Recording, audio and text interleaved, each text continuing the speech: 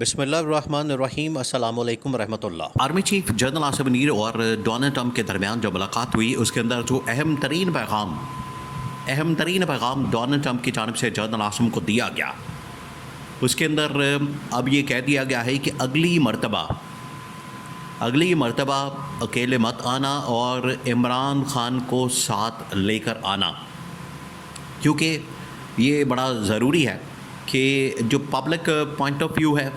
Public perspective ہے، وہ بھی سامنے آنا چاہیے اور اس کا بھی اندازہ ہونا چاہیے تاکہ ہمیں مکمل طور پر ریڈنگ ہو سکے پاکستان کے معاملات کے متعلق، لوگوں کے متعلق، یہاں کی عوام کے متعلق وہ کیا سوچتے ہیں، ان کا نقطہ نظر کیا ہے. دیکھیے یہ پوری دنیا کے اندر یہ اصول کام کرتا ہے، اس کے اوپر لوگ کام کرتے ہیں اور اس اصول کے مطابق آگے بڑھتے ہیں. دنیا کے اندر جب بھی اس طرح کی ٹاپ لیول کی، بڑے لیول کی، بڑے پیمانے کی ملاقاتیں ہوتی ہیں تو اس میں جو بھی لیڈر ملاقات کرتے ہیں، آپس میں ملتے ہیں، ملاقاتیں کرتے ہیں، میٹنگز کرتے ہیں، وہ ملاقاتیں ہمیشہ ہوتی ہے کہ تمام کے تمام جو لیڈرز ہیں، عوام کے نمائندے، عوام کے ریپرزینٹیٹیو، پبلک سپورٹ کے ساتھ، عوام کے ساتھ، لوگوں کے ساتھ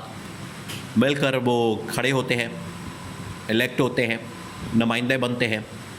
اور الیکشن جیتتے ہیں. پھر اس کے بعد سربراہان بنتے ہیں اور پھر وہ انٹرنیشنلی ڈپلومیٹک معاملات کو ڈیل کرتے ہیں. یہ دنیا کے اندر ایک اصول ہے، لیکن پاکستان کے اندر یہ بالکل مختلف ہے. یہ خاص طور پر پچھلے 2.5 سالوں کے اندر جس طریقے سے ایک ہائیبرڈ رجیم قائم کی گئی ہے، ہائیبرڈ رجیم کو مسلط کیا گیا ہے، وہاں پر یہ کم از کم یہ سمجھا جا رہا ہے، دیکھا جا رہا ہے، اس کو پرکھا جا رہا ہے کہ اس ہائیبرڈ رجیم کی اہمیت کوئی نہیں، اس ہائیبرڈ رجیم کی ویلیو کوئی نہیں، اور اس کی ویلیو نہ ہونے کی وجہ سے، یہ نہ رکھنے کی وجہ سے ہوا یہ ہے کہ اس کو عالمی سطح کے اوپر جتنی بھی بڑی ایونٹس اور ملاقاتیں ہوتی ہیں، کانفرنس ہوتی ہے، اس میں نہیں بلایا جاتا، اس حکومت کے نمائندوں کو نہیں بلایا جاتا، نہ ان کو یہاں پر انوائٹ کیا جاتا ہے، نہ مدعو کیا جاتا ہے. اور اس کی اب سب سے بڑی مثال، بہت بڑی مثال، وہ جو سب سے بڑی مثال ہے وہ یہ کہ آج امریکی صدر نے، ڈونلڈ ٹرمپ نے شہباز شریف کو ملاقات کے لیے نہیں بلایا، بلکہ جنرل عاصم کو،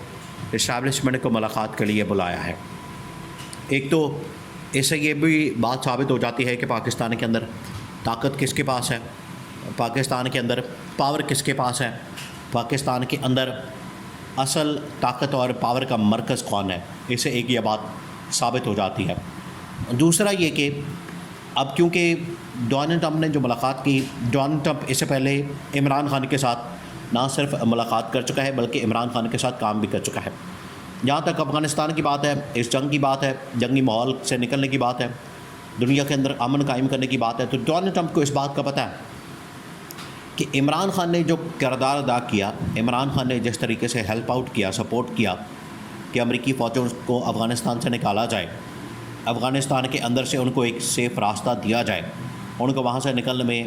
ہیلپ آؤٹ کیا جائے، یہ جس طریقے سے عمران خان نے کیا اور اس وقت کی اسٹیبلشمنٹ کے ساتھ مل کر، جنرل باجوہ کے ساتھ یا جنرل فیض حمید کے ساتھ مل کر انہوں نے جو کام کیا، وہ پاکستان کی تاریخ یا دنیا کی تاریخ میں کسی شخص نے نہیں کیا. یہ اب ڈونلڈ ٹرمپ کو اس بات کا پتہ ہے، ڈونلڈ ٹرمپ اس بات کو جانتا ہے، ڈونلڈ ٹرمپ کے نالج میں یہ معاملہ ہے کہ یہ کسی اور ملک نے اس طرح کا کام نہیں کیا، کسی اور لیڈر نے اس طرح کا کام نہیں کیا. یہ کام اگر کیا ہے کسی نے تو صرف اور صرف کس نے کیا؟ یہ کام عمران خان نے کیا. تو ڈونلڈ ٹرمپ نے اسی وجہ سے کہا ہے کہ یہ ریجنل سچویشن، یہ کانفلکٹ سچویشن، یہ کرائسس سچویشن، یہ جتنی زیادہ اس وقت دنیا کے اندر پیدا ہو چکی ہے، دنیا کے اندر یہ بن چکی ہے، ہمیں اب جانا چاہیے اصل میں کہ کسی صورت بھی ہم نے اب کرائسس کی طرف نہیں جانا، حالات خراب کرنے کی طرف نہیں جانا، ہم نے اب امن و امان کی طرف جانا ہے. اور جرنیلوں کے ساتھ، اسٹیبلشمنٹ کے ساتھ، آرمی کے ساتھ جب بھی ملاقاتیں ہوتی ہیں، جرنیل اور آرمی اسٹیبلشمنٹ جو ہوتی ہے وہ ہمیشہ ایک ہی نقطہ نظر سے سوچتی ہے ان کی ٹریننگ کا حصہ ہوتا ہے